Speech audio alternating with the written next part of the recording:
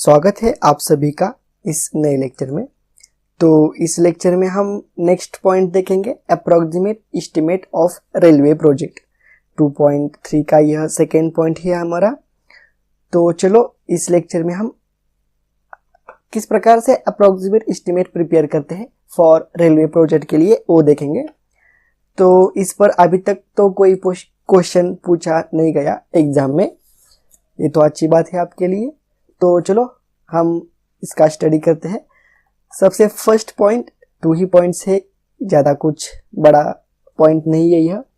For estimate of railway project main items और main work जो भी होता है वो देखेंगे। मीन्स हमें तो रेलवे प्रोजेक्ट का एस्टिमेट प्रिपेयर करना है, तो एस्टिमेट प्रिपेयर करने से पहले हमको ये जान लेना पड़ेगा कि एक्चुअल में क्या क्या होता है, क्या क्या वर्क होता है, या मेन आइटम्स कौन कौन के होते हैं, या मेन वर्क कौन सा होता है रेलवे प्रोजेक्ट में। तो सबसे पहले फाउंडेशन, जो भी रेलवे का फाउंडेशन होगा, उसके बाद एम्बैंकमेंट इन कटिंग एंड यहाँ पर बैंकिंग या बैक फिलिंग हो जाएगा, कटिंग या फिलिंग हो जाएगा एम्बैंकमेंट का। उसके बाद ब्रिज, अगर हमें रेलवे का प्रोजेक्ट करना है ना, तो कहाँ पर हमें कभी कभी ब्रिज का भी कंस्ट्रक्शन करना पड़ता है। उसके बाद कल्वर्ट्स, ब्रिज और कल्वर्ट्स अप्रोक्सीमेटली सेम ही होते हैं।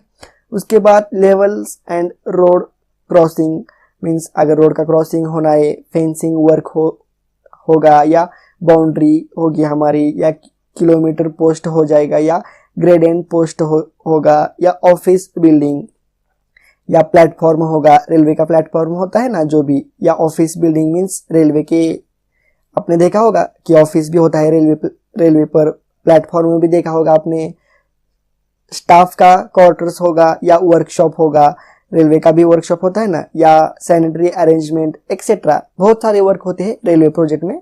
तो कुछ वर्क यहाँ पर एक्सप्लेन किए हैं। तो इन सभी का हमें अप्रोक्सीमेट एस्टिमेट प्रिपेयर करते समय इन सभी वर्क्स का हमें अंडरस्टैंड करना, या इस सभी वर्क का हमें एस्टिमेट प्रिपेयर करना पड़ेगा, तभी हम रेलवे प्रोजेक्ट का, टोटल रेलवे प्रोजेक्ट का हम एस्टिमेट प्रिपेयर कर पाएंगे।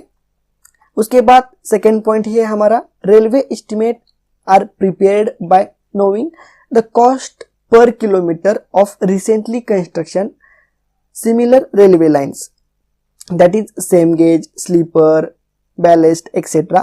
While preparing approximate estimate, cost of land acquisition should also be included. Means same जिस प्रकार से हमने रोड प्रोजेक्ट का अप्रोक्सीमेट एस्टिमेट देखा था ना सर्विस यूनिट मेथड का यूज करके, तो इस मेथड में भी हम वही सर्विस यूनिट मेथड का भी यूज करके हम अप्रोक्सीमेट एस्टिमेट प्रिपेयर करते हैं। अब आपको तो ऑलरेडी पता है सर्विस यूनिट मेथड क्या होती है।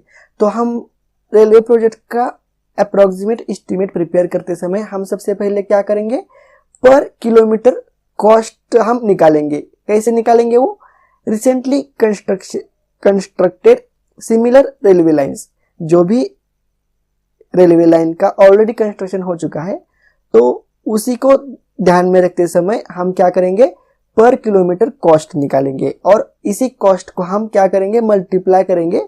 जो भी हम बाद में जो भी रेलवे का प्रोजेक्ट करेंगे, तो उस रेलवे प्रोजेक्ट का जो भी टोटल लेंथ होगी, तो उसको हम मल्टीप्लाई करेंगे कॉस्ट पर किलोमीटर से।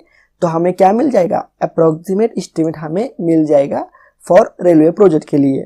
और यही अप्रोक्सीमेट एस्टिमेट बनाते समय हम लैंड एक्विजिशन का भी उसमें हम इंक्लूड करेंगे, इसका भी जो भी कॉस्ट आएगी लैंड एक्विजिशन करने के लिए वो भी हम इसमें इंक्लूड करेंगे। फिलहाल इसके ऊपर आपको कोई प्रॉब्लम नहीं है, और आपके सिलेबस को तो कोई प्रॉब्लम नहीं है, और आपको पूछा भी नहीं जाएगा प्रॉब्लम एग्जाम में। तो बस इतना ही पार्ट है कि हम किस प्रकार से अप्रोक्सीमेट एस्टिमेट प्रिपेयर करेंगे फॉर रेलवे प्रोजेक्ट के लिए, बस इतना ही यहाँ पर एक्सप्लेन करना पड़ेगा आपको एग्जाम में अगर पूछा गया तो। अभी तक तो इसके ऊपर कोई क्वेश्चन नहीं पूछा गया। तो इस लेक्चर में बस इतना ही। अगर ये लेक्चर आपको अच्छा लगा तो प्लीज़ लाइक करो, शेयर करो और चैनल को सब्सक्राइब भी करो। नेक्स्ट लेक्चर में हम नेक्स्ट पॉइंट देखेंगे, approximate estimate of bridge and culverts. तो ब्रिज का हम किस प्रकार से निकालते हैं ये तो हमने ऑलरेडी डिस्कस किया है। फिर भी हम नेक्स्ट लेक्चर में देखते हैं कि किस प्रकार से हम अप्रोक्सीमेट एस्टिमेट प्रिपेयर करते हैं। आपको सिलेबस में ये पॉइंट है तो मुझे भी आपको एक्सप्लेन करके आपको अंडरस्टैंड, या मुझे तो एक्सप्लेन करना ही पड़ेगा। तो चलो नेक्स्ट लेक्चर में ये पॉइंट हम देखते हैं।